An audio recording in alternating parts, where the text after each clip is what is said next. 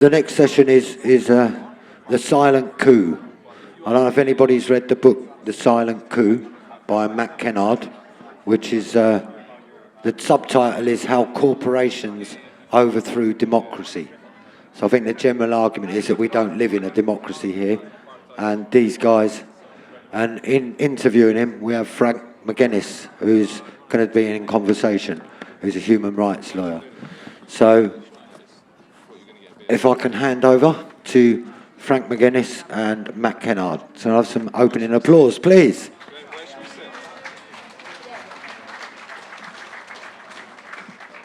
All right, thanks everyone, and thanks Matt. It's great to finally meet you in person. We've obviously been in touch a bunch in the past 22 months of genocide, but it's a real honor and a pleasure to meet you in person. You too, man. You too. How are you doing today, mate? I'm all right. I'm glad to be here. That was a very inspiring talk that we just heard, I thought. Okay. So we're here to talk about your book that you've co-authored with Claire Prevost called Silent Coup, How Corporations Overthrew Democracy. So I suppose the best way to kick things off for people who've not read the book is to ask you, what's it about? Yeah, well, so the book was many years in the process, and it started in 2014, actually, which was when we both started at the Centre for Investigative Journalism in London, and we were fellows, and we were presented. Our boss there was an American anarchist called Gavin McFadden. He's since died. He was the mentor to Julian Assange, but an amazing investigative journalist. And it's the first time I had an anarchist as a boss, so he basically just said, in this fellowship, you can do whatever you want for 2 years, and you have a travel budget, which is kind of like a dream for an investigative journalist. I was younger then. I didn't have kids, so I could actually travel. And Claire had come from The Guardian. I'd been at the Financial Times previously, so we started talking about what subject we should cover.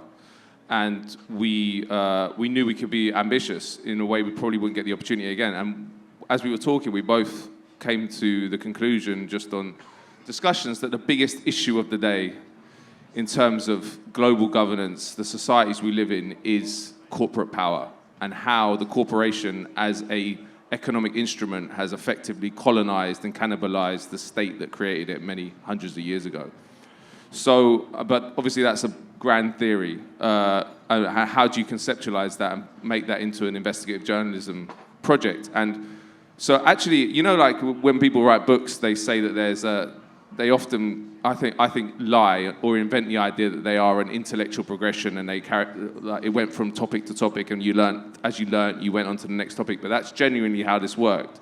We started basically with, I think, a system which is emblematic of the corporate power grab globally, which is a system not many people know about, and that's why we called it Silent Coup, because a lot of the corporate coup has been done in the shadows, in secret, with systems that no one knows about. And this one is, I think, the kind of perfect example of that.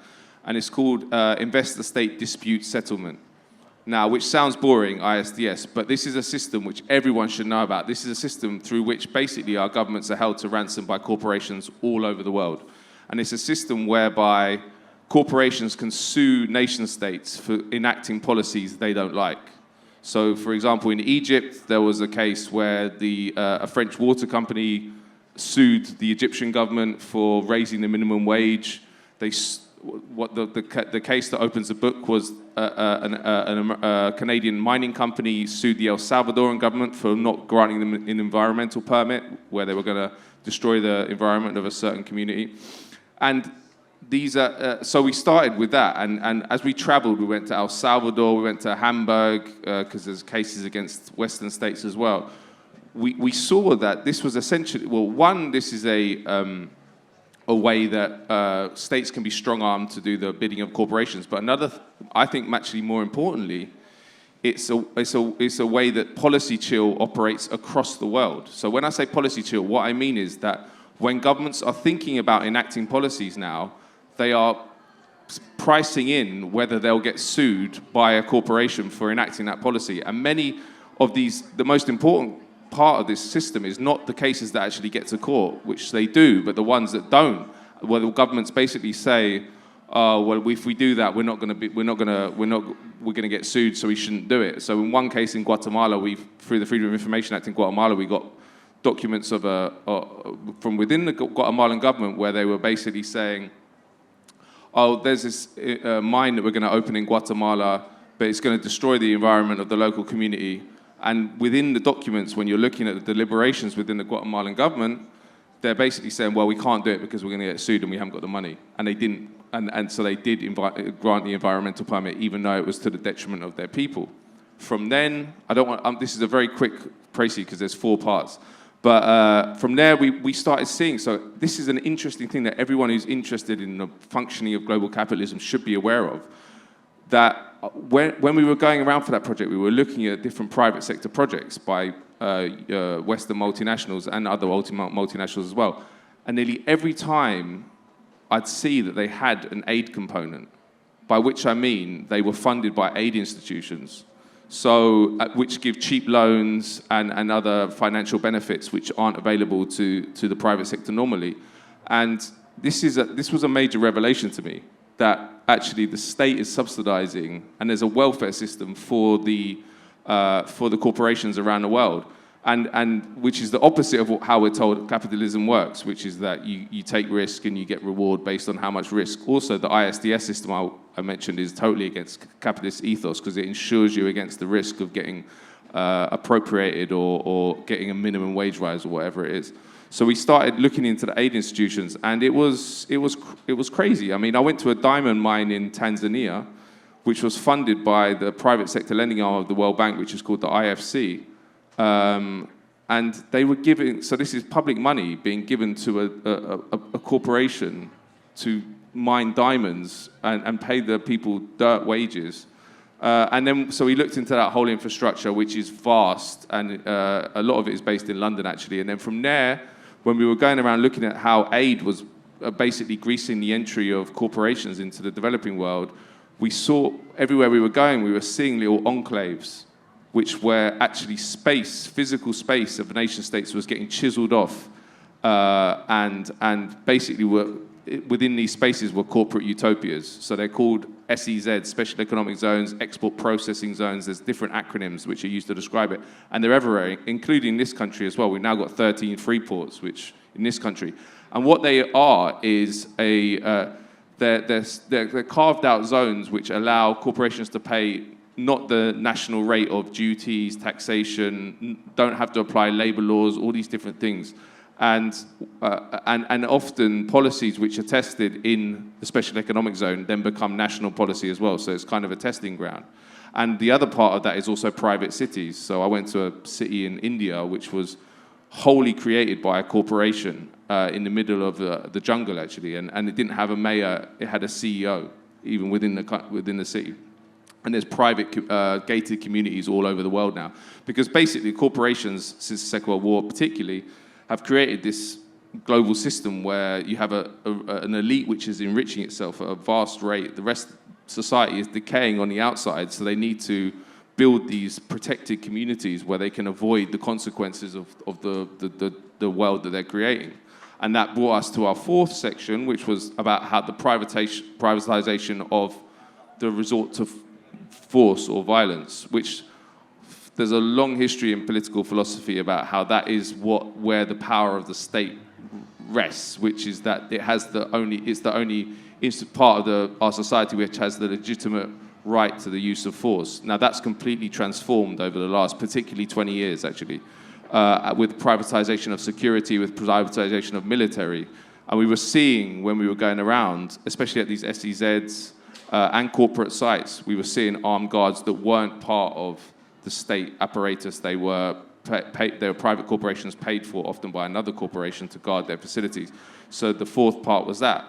And I mean, at the end of it, my takeaway was that it's impossible to understand the world that we live in terms of if you want to analyze our society and the global governance system without seeing it through the lens of corporate power, because this is a power grab which has been going on for over 400 years. Just to give you a little history, and I'll finish with this because it is important. The modern corporation as we understand it, which was called the Joint Stock Corporation back in the day, really took off in the 16th century in London. There was a corporation which was created by Queen Mary Tudor in 1555, called the Muscovy Corporation, which had a right for the trade routes to Russia.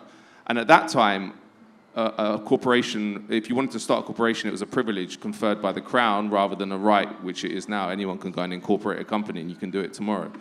Then you had the East India Company in 1600 by Queen Elizabeth, which was given a charter by Queen Elizabeth.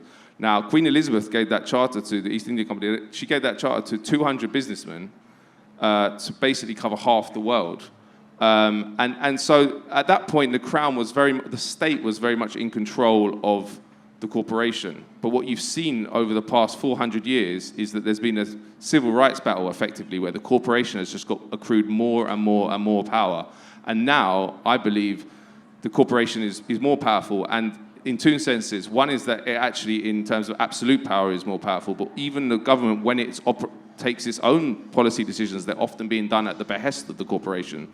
So it's I think, a conceptual mistake to think of a dichotomy or an adversarial relationship between the state and the corporation. They're not. The state, they work together, and the state has completely been cannibalized by the corporation which created it. Brilliant. Thank you so much for that incredibly rich summary of the book. I wonder if you can sort of break your answer to the question I'm about to ask you into two, right? So I'm going to ask you about the reception of the book. So in terms of breaking it into two, like, can you describe generally how the book has been received? And then in particular, have there been any kind of criticisms or any kind of critical engagement with the work of the book, the thesis of the book, that you have found useful or that you want to speak to? Yeah, well, I'll take the first bit first about the reactions. So there's never been a single word in the mainstream media ever written about it, which is not. I'm used to this now, but it did shock me a little bit because it was published. This was published by Bloomsbury Academic. It's a smaller part of Bloomsbury, but still, it's not fringe in that sense. And the topic is so important, I believe. I thought maybe The Guardian would review it, probably badly, but at least review it, but they didn't. So there's been no reaction. But I think that goes to show about how powerful the corporation is within our information system, because that's an important part of this. The corporate propaganda is the way that the mythologies which uphold the system and justify the system and legitimize the system and allow it to carry on, they don't want to be exposed, and they don't want the truths to be exposed about this. And that's how the corporations have colonized our mind as well as our economy all our newspapers are owned by businesses and businessmen.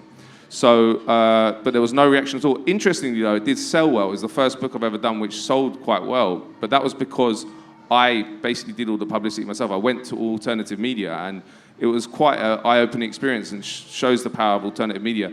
I published my first book in 2012, and it didn't sell well, and it didn't get much mainstream coverage. But there wasn't an ecosystem in this country where you could go to promote it. So even in that short time, and I think it was partly down to Corbynism, to be honest with you, the ecosystem was completely different. So I could go and do a video for Double Down News, I could go on Novara Media, I could do articles for Declassified, do a video for Declassified. There's a whole ecosystem which didn't exist, so that is hopeful in an extent. And then in terms of critique, I mean, the main critique was that you give too much credibility to corporations in terms of their power, or not credibility, but give too much onus on the power of the corporation, that the state is still the main player in world affairs. I just don't think that's true. I didn't see that on the ground. And I'll give you one example of that. It was when I was in Colombia, and I went to far out into the jungle, and I was researching a corporate project which was displacing a group of peasants, and I was interviewing them, and I was like, okay, well, I know you're getting turfed off your land by this corporation, but you have a state which is working for you, right? What's your government doing to help you? And they literally found it funny. They was like, you think the government works for us? The government works for the corporation. I heard that all around the world, that it's assumed and understood that the government is not a check on corporate power. It's a way to grease that corporation's entry, and at the expense of their people. So I think the people who say, well, the state still has power, yes, it does. And of course, with the genocide in Gaza, we're seeing the brutality of a state. But also, there are corporate interests underlying that, and obviously it's a colonial project. All colonial projects are also resource grab projects as well. So, and there's oil and gas off Gaza, which they want. So it's not simple. But as I mentioned before, I think it's important for people to understand, even where those governments are making decisions that we think are being done in the interests of the national interest, they're not. They're often being taken in the interests of corporations. And there's so many. They've been working on this for hundreds of years. Lobbying is, and they have accrued vast amounts of power, often actually through judicial decisions rather than legislation, like corporate personhood in the United States.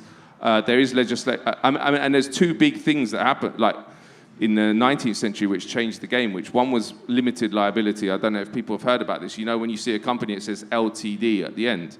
So before limited liability was brought in, there was a thing called unlimited liability, which meant that if you invested in if you created a corporation and it went bust, you'd be liable. Everything you own would be liable to pay off that debt. And limited liability means it's just limited to what you put into the company. Now, this sounds like a technical, small thing, but it was a huge debate in the 19th century about and actually completely unleashed the corporation, because there was a much lower risk to investing in corporations, to starting corporations. And then the other thing was, as I mentioned, the privilege right thing.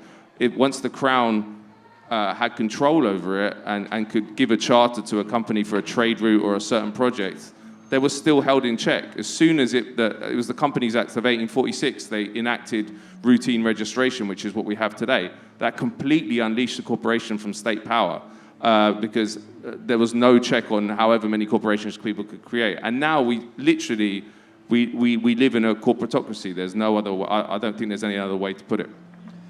So many of the people here, including me, will know you from your phenomenal reporting on the ongoing genocide, that's happening in Gaza as we are speaking here now.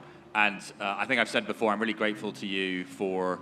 I've attributed it to you. You've sort of pioneered this phrase that I find very useful, where you talk about how the British government isn't merely complicit, it's participating in the genocide. And you've been instrumental with some of your work with Declassified UK and other outlets, where you've really shown the active participation of the British government. But I noticed that also recently you've been talking about, and you've been doing journalism and investigating the role of private companies. So I'm not trying to, I know the book is not specifically about Gaza, but does the thesis that you're advancing in the book about the corporation tell us anything about the ongoing genocide in Gaza? Yes, it does. And so, first I'll talk about the participation thing. So for me, just making that distinction was not a difficult decision to come to, and I think all the evidence supports it. I was basically doing, and have been and still doing, work on the UK government role, and what I was looking at was not complicity.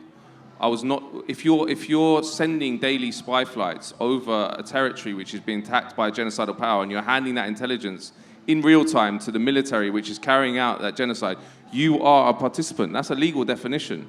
You can't say, even if they defend themselves as complicit. No, that wouldn't stand up in court.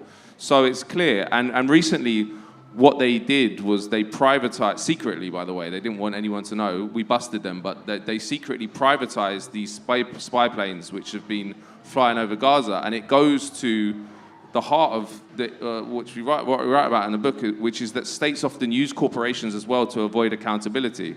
Like it's much harder to hold corporations to account than it is a state. Even though obviously a state doesn't hold itself to account very much, there are some formal mechanisms you can use. Whereas with the corporation, you can't. And also there's a level of secrecy you can accrue through using a corporation which you can't with a state. So I believe, and this is still an open question, why they privatized those spy flights, because that happened literally weeks ago. We don't know, but the Ministry of Defense told the Times that it was because there was a shortage of RAF planes. And we have 8 of these. They're called Beechcraft King Air 350s. We have 8 of them. And actually, I tracked the one that was going over Gaza back to RAF Waddington in Lincolnshire, and it's still there. It hasn't gone off on some other mission, and it's actually doing like circles around northern England. So it doesn't add up. I think what it was, I think I don't think this is a reach to say, I think it was to make it secret. Because the other thing was, we could track the spy flights that were going over Gaza because the landings and the takeoffs were registered. Not to the MOD, but we worked out quite quickly they were using a front or some different company. I don't know why, but it was the RAF. But these ones don't even register, so you can't know. We tracked it just through transponder data. So I think they wanted to do it to be secret. The irony is it blew up the whole issue, because I've been working on this for nearly 2 years now. Mainstream media has not taken any notice at all. But this new privatized spy plane, one night we saw like a plane, and we clicked on it, and this was over Gaza, and we were like, oh my God, this is one of the planes that's going from RAF Akrotiri, which is the UK base on, and this was the first time in 20 months that plane had forgot to turn off its transponder over the sea, so we could get its route. So the whole thing of trying to keep it secret, actually, and then the mainstream media covered it, even The Guardian covered it, The Times did a piece about it, so it was quite amazing. And actually the route itself, I think that this should be used in a war crimes trial eventually, because the UK government has always defended these spy planes when they've had to, which is not very often because the mainstream media don't ask them about it. But when they have had to defend it, they say, well, it's all to do with hostage rescue. Now, and for a long, long time, they didn't say who they were giving their intelligence to within the Israeli state. They said relevant authorities, and they'd never actually specify. Now, the Times article said that they were handing this information to the Israeli military in real time. So while the plane is in the sky, it's going to the Israeli military. This is an RAF plane. So how the hell can you say, oh, right, we're going to give the Israelis all this intelligence live, and say, well, do you send an email while you're sending it and say, please just use this for hostage rescue? Do you think the Israelis are going to do that? It just doesn't make any sense. And actually, the flight path, as I say, was the first time we saw it in nearly 2 years, showed it circling over Khan Yunis, which even the Israeli government says they obviously don't know where the hostages are, but they don't think they're in Khan Yunis. And actually, John Elmer, who's a very good journalist at the Electronic Intifada, he analysed that data, and he said this looks like an overflight of a Israeli military operation in Khan Yunis, because that's the area that it was circling over was the area where all the fighting has been in the last couple of weeks. So so the story's moved on massively in the last couple of weeks, and I think it's just direct participation. We are a participant. The US leads in arms, we lead in intelligence, and the Israelis are getting it done. And Al Jazeera did an investigation based on some of the work we were doing that found that nearly half of all reconnaissance flights over Gaza during the genocide have been by the RAF. Half, more than double Israel itself. So this is something everyone should know about. But this is another thing that's been exposed over the past 2 years, is we don't have a media. We do not have a media. We don't have even not even like 30% of a media. We have no media. They don't cover it. Any journalist that was worth his salt would be interested in the story about his government participating in a genocide. There's nothing worse a state can do. And there's been zero interest. Part of that is down to a D notice, which was sent out on October 28th. That's a censorship notice. But part of it is also just down to the traditional subservience to power by our media class, which I'm used to, but it has been shocking over the past 2 years. So coming back to the book, I really want to explore your relationship with your co-author. You touched on it, but sort of how you came to write this book together, and maybe explain whether you and she had the same vision for the book, and whether you encountered any kind of problems in the course of writing the book together, and how you resolved those problems. Can you just comment on your working relationship with your co-author? It's a good question, and actually one I haven't been asked about before. I think it worked pretty well at the beginning. But it's kind of like all these things, and in any collaboration, when you start running out of steam, it becomes harder to get on, I guess. We kind of always had the same vision, I think. And as I say, it was kind of through our discussions on planes, on trains, or whatever it was, that the structure developed. But it wasn't. I wouldn't write a book with someone else again.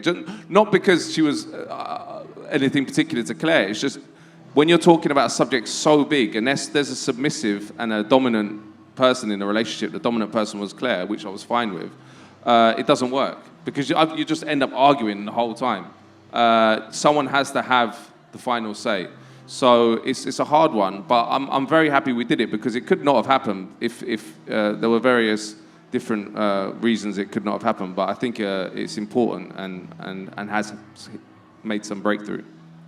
So were you inspired by any books and any journalists that, like, did you have a kind of vision of, like, this is my idea of a really good investigative piece of investigative journalism? Like, who inspired you to write this book? What are the kind of other books that you think kind of like are they almost like influences that led you to create this? Yeah, you know, the person that was most formative when I was younger as a kind of model was John Pilger, who I'm sure everyone in this tent knows. He died a year ago, or over a year ago now. But I remember he wrote a book in the early 2000s. So I was like, maybe I was like 18 or something. I remember I took it to Thailand. At that point, I wasn't very political, and I was with a couple of friends in Thailand. It was very cliched. But I remember it's called The New Rulers of the World. It was a short book published by Verso. And he just it was kind of an atlas. So he went from country to country, like Indonesia, Palestine, different places, and completely upended the common conception of how these countries operate, how the global system operated. And at that point, I was like, wow, one person can have a real big impact by finding the truth.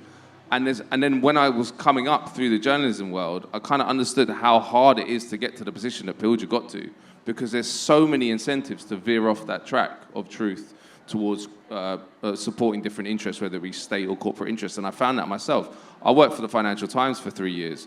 And obviously, I went completely off reservation and was never going to be allowed to stay there. But I saw how the propaganda system works to basically beat out critical ideas out of your head. And not in an active way. No one's saying, don't publish this. But people just get acclimatized to a certain way of thinking and are culturalized to a certain way of thinking. And then after you've been there for 3 or 4 years, you just don't think certain things. So this is completely outside the spectrum of what you're allowed to say at the Financial Times. So Pilger, and then there was a book also, I don't know if anyone's heard of a book by Joel Baker, I don't know how you pronounce his second name, Bakan?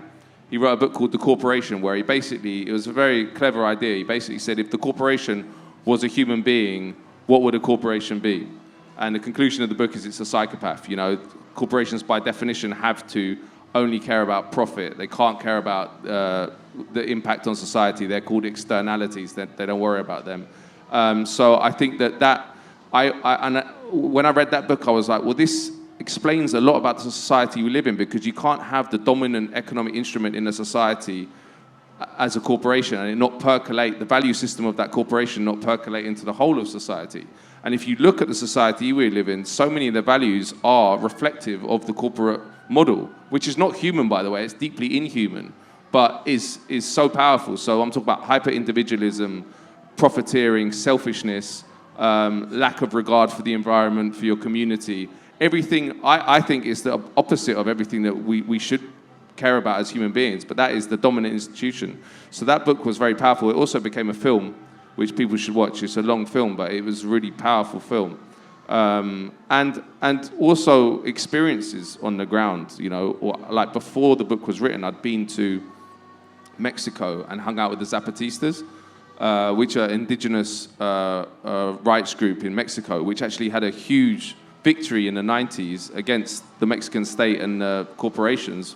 They rose up on New Year's Day in 1994 on the first day of NAFTA, which is the North American Free Trade Agreement, which was basically, and this is another part we talk about in the book, free trade agreements are called free trade agreements, but they're not, they're corporate rights agreements. If you look into the between the lines of a free trade agreement, it's all about just ensuring a corporate rights model on a country. So in the case of NAFTA in Mexico, it meant that since the revolution, it had like common ownership of land and stuff like that. That was all thrown to the wind. So the Zapatistas rose up in San Cristobal de las Casas, not armed. They were armed symbolically with guns carved from wood, and they went into the jungle and they fought. There were massacres.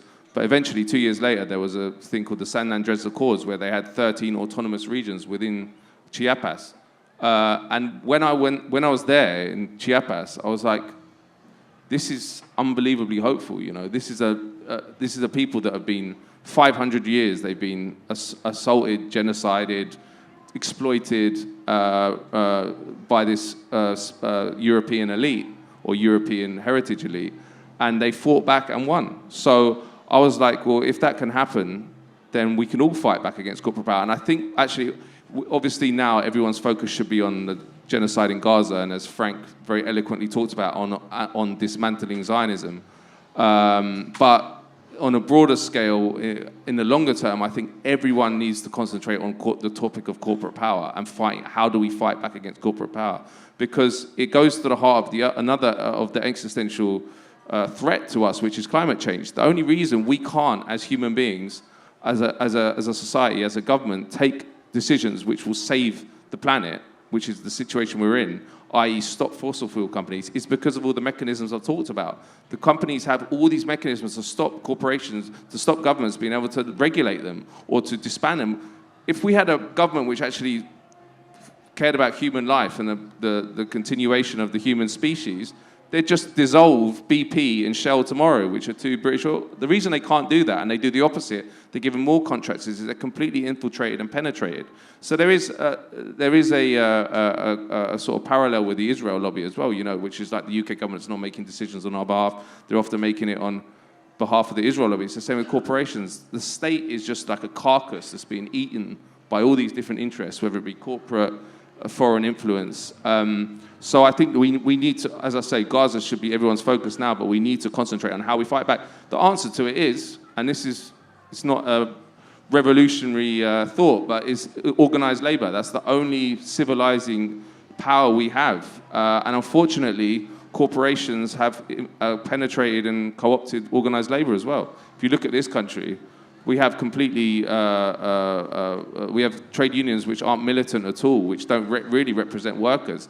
And when you go abroad and you see a trade union working how it should, you understand it's the most civilized institution that human beings have ever created. Like I was in Cambodia on an SEZ, and on this SEZ, these workers were getting awful shifts with really low wages. And there was a union which was actually representing them, and they were being targeted. One of them got assassinated, but it was amazing. And then when I talked to another union, and they're called yellow unions there, which is basically a union which is created by the corporation itself to represent its interests. And we have lots of yellow unions in this country, and that's what you understand about any institution or organization which is set up to fight back against this overwhelming power.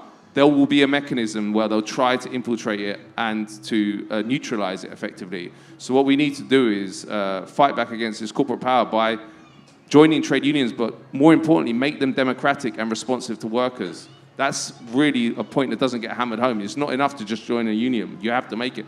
Like in this country, we have going back to the genocide in Gaza, you've got a Labour government which is participating, as we talked about, in the genocide, in one of the most awful crimes in this era or any era.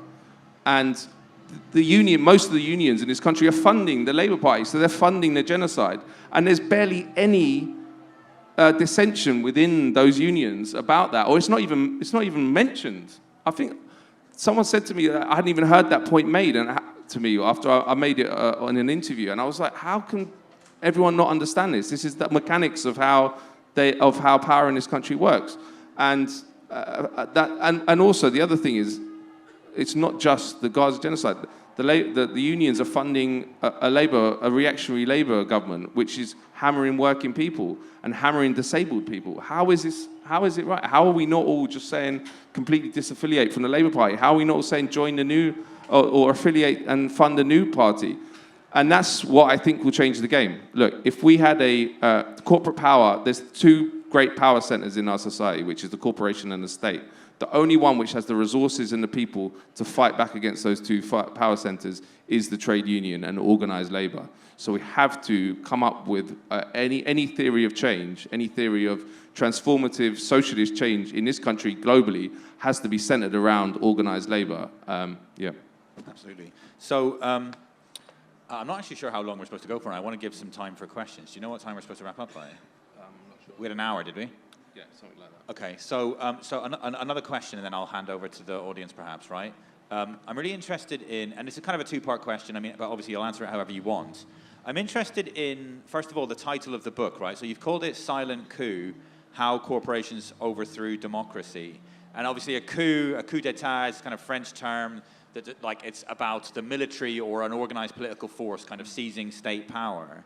And so that's the first part of the question. And then the second part of the question is to do with this term that we hear bandied about, neoliberalism, right? So there's this whole debate about whether at some point, probably in the 1970s with Thatcher and Reagan maybe, capitalism seemed to shift. There was a kind of post-war version of capitalism that emerged after the Second World War. And like you said, you had these very, very militant trade unions who were coming back from a war with organized labor. And you have these so-called 30 glorious years of kind of Keynesianism, and the welfare state emerges, council housing in this country emerges, the NHS, all of this kind of stuff. And then that all sort of seems to come to an end. Quite violently in the case of Thatcher. She violently attacks the trade unions, and she seems to upend that social contract, and she tries to create this new so-called neoliberal contract, social contract. And it's my understanding that some people disagree with that, and they say, no, there's more continuity than discontinuity. Neoliberalism is not necessarily a helpful term. So the two-part question is, how did you choose the name? What do you mean when you say that a silent coup is taking place or has taken place? And secondly, do you view the book, did you intend the book to be a contribution to this discussion of what is neoliberalism, like how do we understand it? Like, is your book premised upon the idea that this silent coup is related to the emergence of this phenomenon that some people call neoliberalism? Yeah. To go to your first question about the title. So coup is what I think it is. We think of, as you said, we think of a coup as a military takeover, right? But it doesn't have to be. You can have a takeover of the state by any force. And effectively, what the corporations have done is a coup. They have their hands on the levers of power within the state apparatus. Like, just to give you one example, there's a whole body within the Department for Trade and Industry in this country called the Defence and Security Organisation, which we pay for, the UK taxpayer pays for. Its whole job is to promote UK arms companies around the world. So that's us paying to promote, and obviously the profits of those arms companies are then privatized. So, and there's many, many examples of that also within the States. If you look at declassified documents, which I have a lot in the UK, they talk very openly when they get briefing papers, when they're going to talk to foreign ministers or other prime ministers or presidents or whatever it is. There's like the top three priorities will be, we want to promote BAE Systems, BP, we want to promote this corporate project. The whole state apparatus is working in the interests of corporations. They're not saying what's good for us. They see their role as promoting UK, and as I say, in the case of the DSO within the DTI, it's actually formalized, but in a much more informal way that the whole apparatus works like that. So and obviously I think that coup is a longer one. Like, as I said, the coup has been going on since the first joint stock company. It really took off on a global level, and this global infrastructure, which I talked about, the global architecture, took off after the Second World War under the guise of the American Empire, the new American Empire. Well, not new, but it was the most powerful country for the same way. And in fact, I think this whole infrastructure was created because they wanted to maintain control that they were losing as formal empire ended. So from the Indian independence up to the 60s, when a lot of the African colonies got independence, what they were terrified about was that people's movements or liberation movements were in power, and they were in a lot of places. Presidents, prime ministers, which had led armed resistance against colonial powers, were in power, and they were talking about expropriating assets and actually bringing them under state control and the profits going to the people rather than being expatriated. They were terrified, and they literally fought. If you look at the internal documents, they were saying, well, we need a new system where we don't even they can't move. So in the case of the ISDS system, there was a German banker who conceived of it, and he did a paper proposing it. It was an early form of it, and he went to a conference on the west coast of the United States, and he gave a speech. And this was in the 50s. He said, "Look, we had the Iranian coup in 1953, where MI6 and the CIA took out Iranian democracy because the prime minister had nationalized the Anglo-Iranian oil company." He said, then we had Guatemala in 1954, when Social Democrat Guatemalan president Jacobo Arbenz was taken out because he wanted to distribute a little bit of land to peasants to the detriment of the United Fruit Company. And he said I'm quoting him, and he said in 1956 we had the Suez Crisis, where we had to invade Egypt because Nasser had nationalized the Suez Canal. And he said, we don't want to do all this. This is going to happen again and again. What we want to do is create an infrastructure, an economic infrastructure, where we don't need to go in hard. We want to do it so they can't move, which is what the ISDS is, because so you're in a straitjacket. And sorry, I'll end with this. When we went to El Salvador, which was the first place we went, we talked to the FMLN government, and they were in power in 2016. Now, these are the people that came out of the Marxist insurgency in 1980s. And so they were in power. And they were doing nothing. And we said to them, why are you doing so little? You're Marxist revolutionaries. And they said, we can't move. The aid agreements, once they lost that war, and the US came in and signed all these aid agreements, gave them IMF loans, gave them World Bank loans, it's a whole web that basically ensnares you, and you can't move, even if you at some point elect a government like the FMLN. And that's the beauty of it. You know, Thomas Friedman called it the golden straitjacket. It's not golden, but it is definitely a straitjacket. And it works in the shadows, and that goes to why I said silent coup. People can't see this, because there's so much propaganda pumped up on top of it.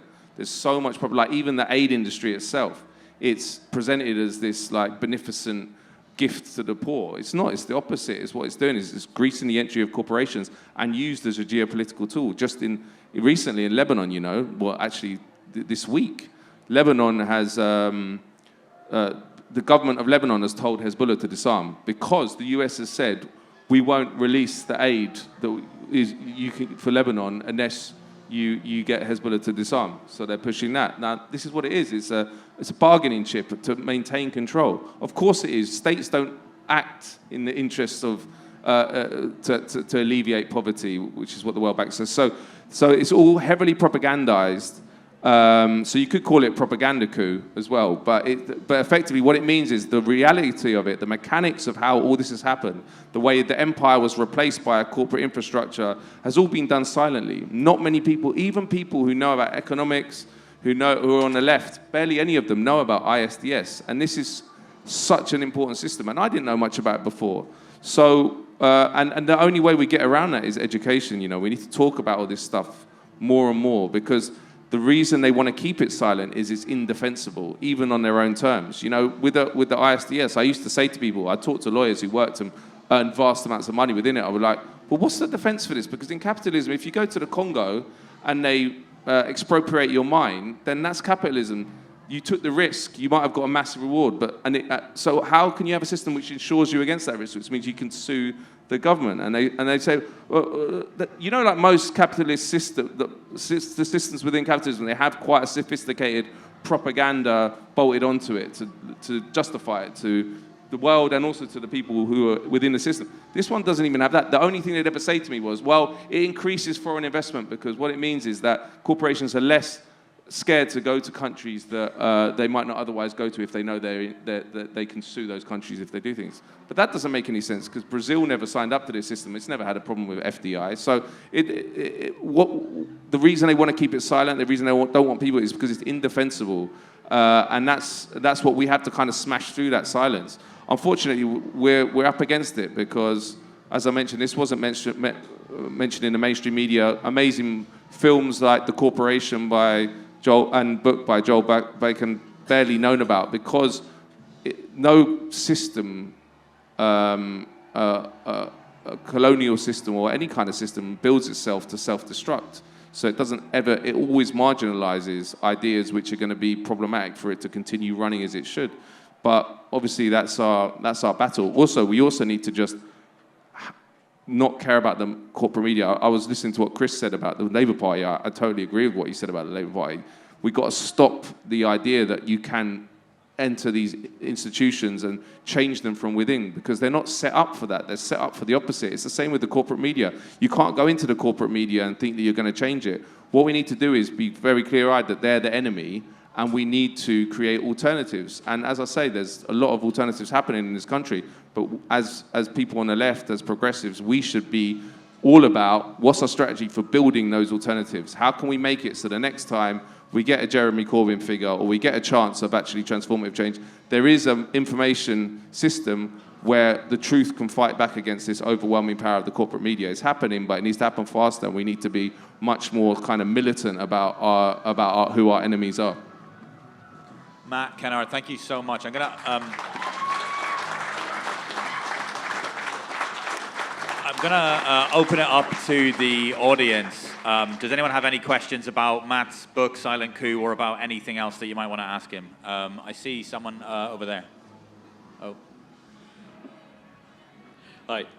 I was thinking on the bit you were talking about on limited liability companies.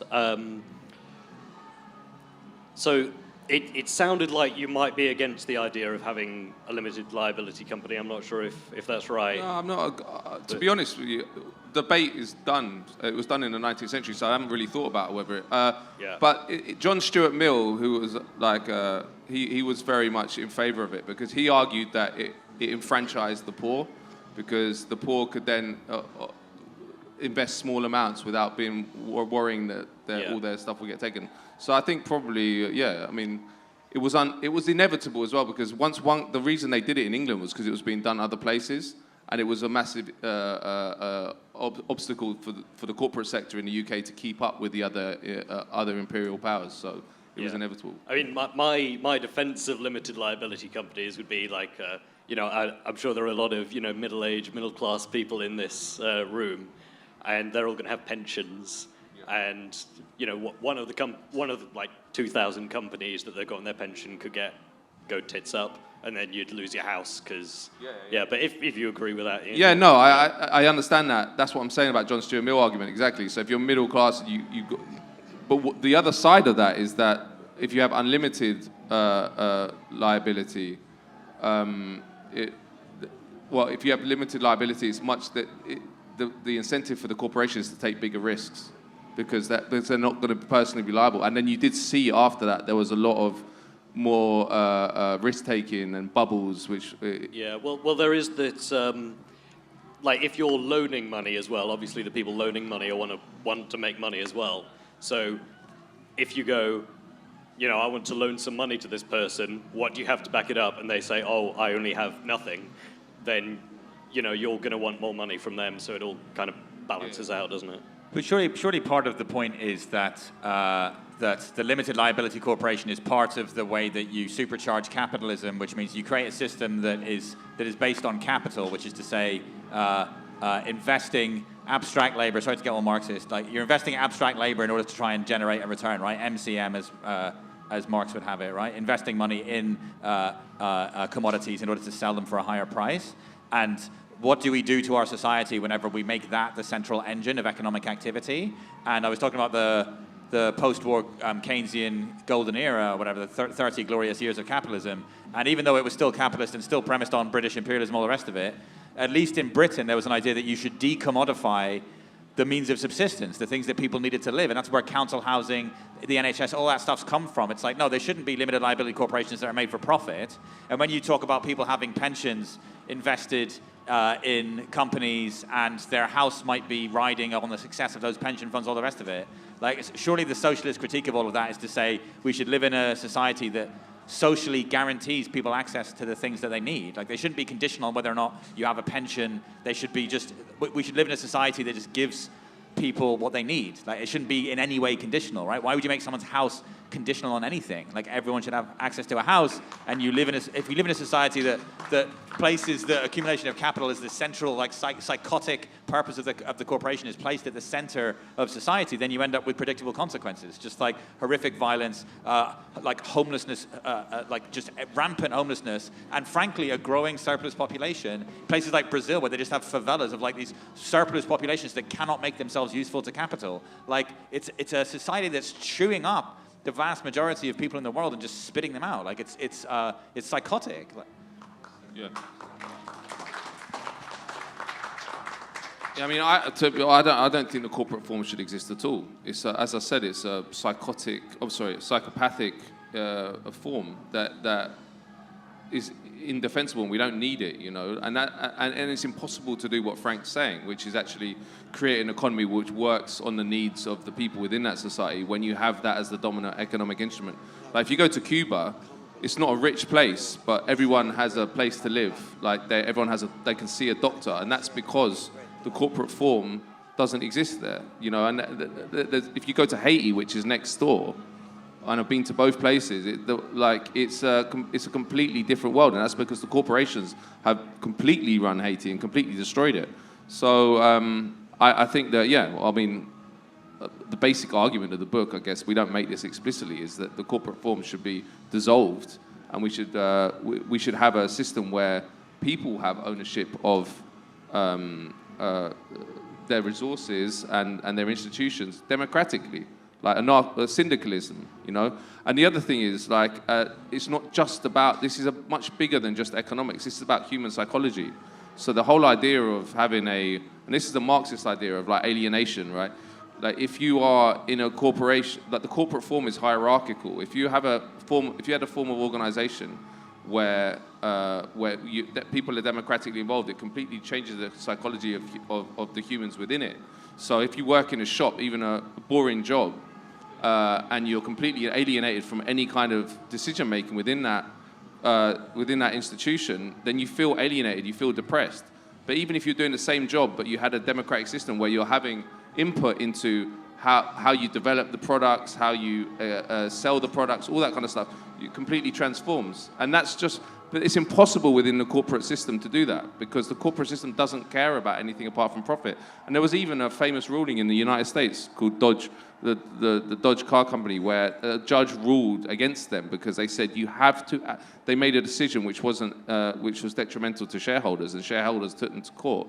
And the court decision said you cannot take any decision which is against the interests of shareholders, and that is the legal definition of what a corporation does.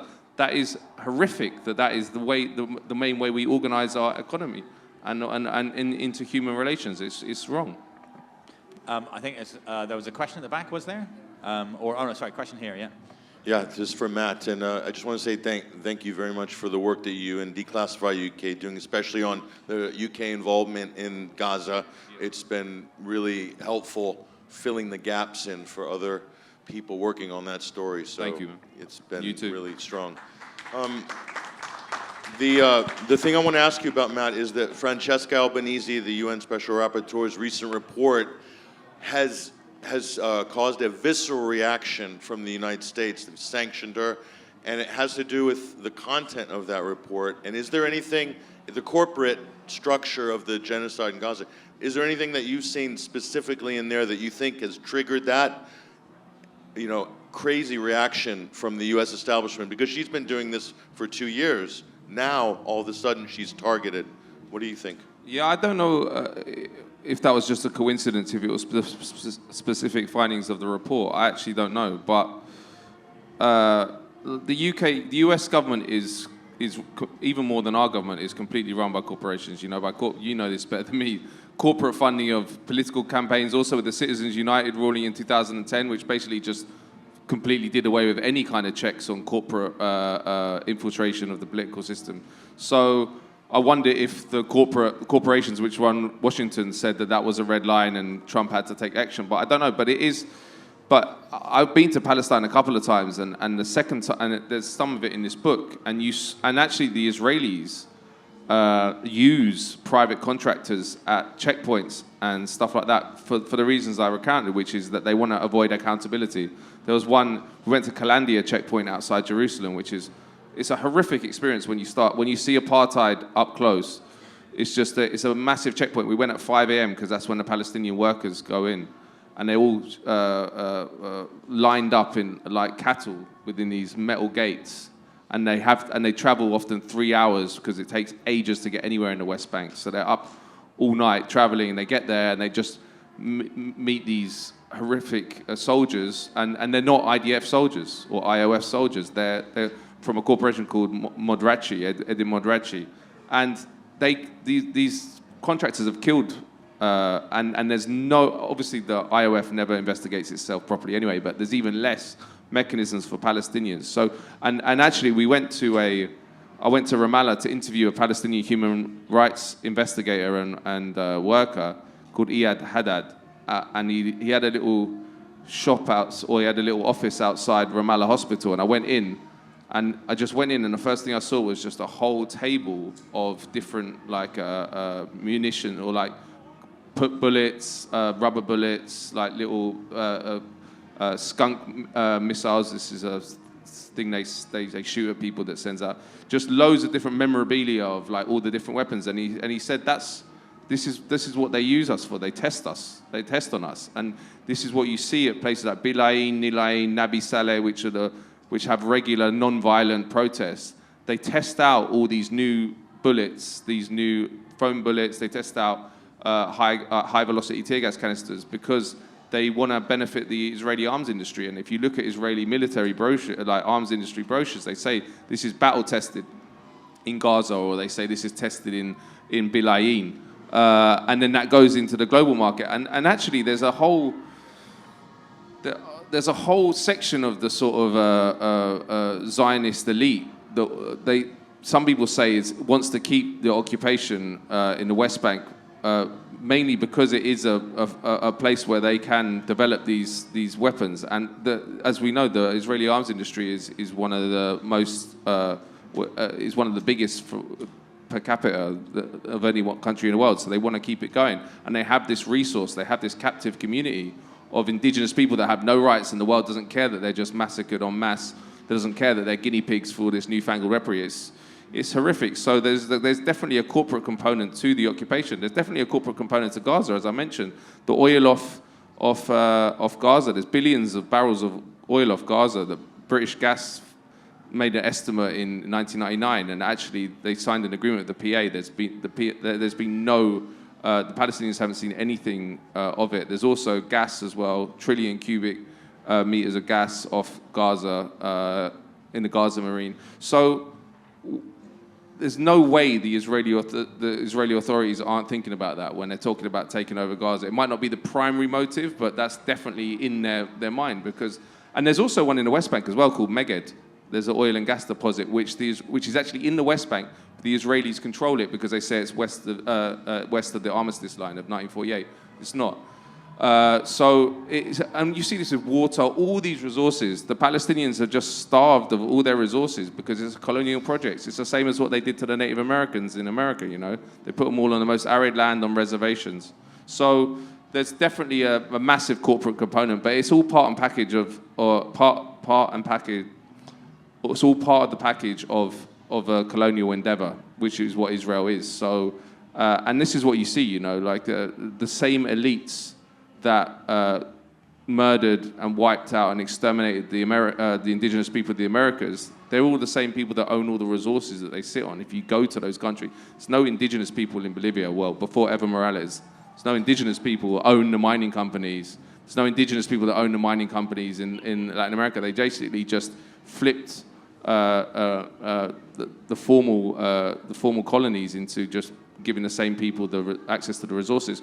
One interesting case where that did change a bit was in South Africa after apartheid, where they did black empowerment policies, and I think 33% of any company had to be owned by black or historically disadvantaged people, which was black people. But even that was, people got around it. You know, actually, I'll just finish with this. There was a case which we talk about in Silent Coup, where in this ISDS system, when they brought in black empowerment policies, and the Indian granite company threatened to sue the South African government and said, look, this impacts our profits. You can't tell us to give 33% of our companies to black people. What did the South African government do? They said, okay, well, you're exempt. You can, so they didn't have to do it. And they kept that one very quiet because they didn't want to incentivize other corporations to sue them. So yeah, I think if you look into any single issue in the world, including the Gaza genocide, you'll find a resource grab, a corporate resource grab, not very far behind. There's a question at the back there. Hi, I'm Rachel from Axminster. In 1792, Blake is talking about the chartered streets. Can you speak up a bit? In 1792, Blake is talking about the chartered streets and the chartered Thames. And he was obviously very interested in the idea of kind of bloody revolution. What kind of revolution do you think we need now? What kind of revolution should we have? Or should we have? We should get rid of the whole thing. But I don't know how close we are to that. We need I think we need a completely different economic system. This wasn't designed for us. This was designed by small elites to ingratiate themselves and enrich themselves. So if I was going to plan an economic system, I'd plan one which was based on satisfying and meeting human needs. But how do you get there? I mean, the only way, you have to destroy corporate power. You have to. There's no other way to do it. They are overwhelmingly powerful within our society. We don't have the state on our side, which would maybe, and going back to what Frank was asking about, the 1970s, I think one big change that did happen in that period is there was previously a sort of adversarial relationship of sorts, not completely, but the government would take decisions not in the interest. I think the 1970s changed that completely, and the infiltration was complete. But so we need to destroy corporate power. As I say, the only way, barring a revolution, which I don't think is going to happen anytime in this country, I think the way to do it is just build up organized labor. That's the only way to do it. We need a political vehicle. I don't know if everyone agrees with me on this, but I'm very, very hopeful about the new party that's coming up. Not because I believe it's going to be perfect or everyone involved is perfect or anything, but at the moment, there's nowhere for people to go.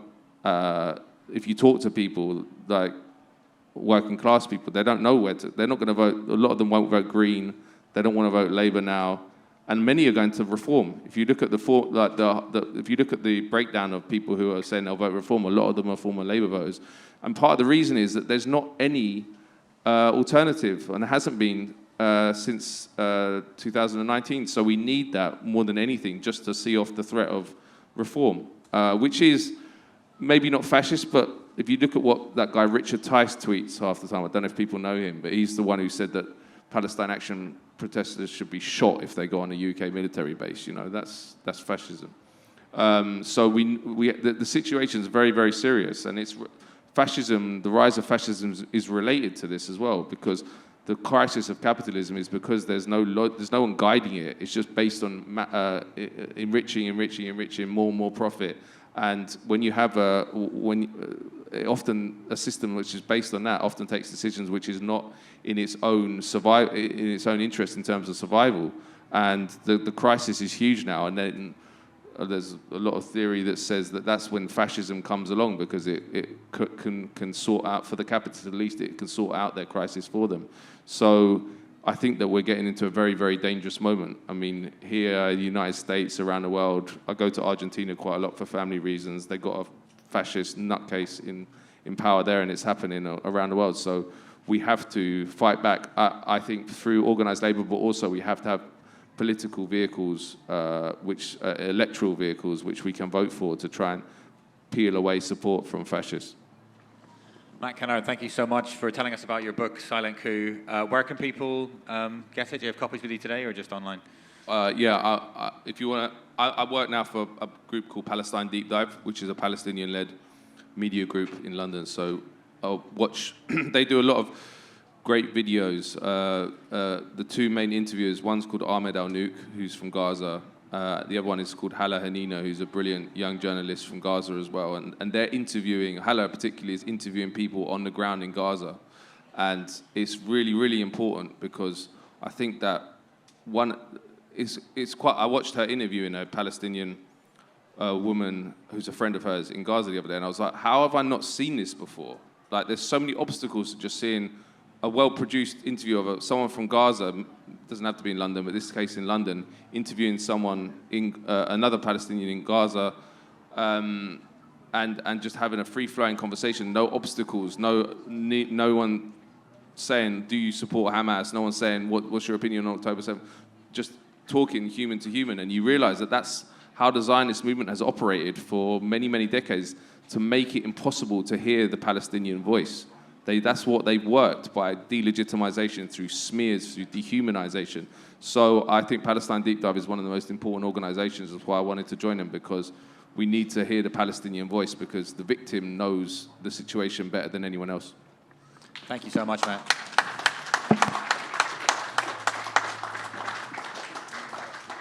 Also, thank you to Frank for, he just took this on 5 minutes before. He didn't even know. He hasn't even read the book. And he took it on. He did a brilliant job. So thank you, Frank. And thank you for all your work. Hey. And can we make a big Rebel Tent round of applause for both of these guys, Matt Kennard, Franck Magennis. Thank you very much, guys. You're going to have to travel far to get more informed than that.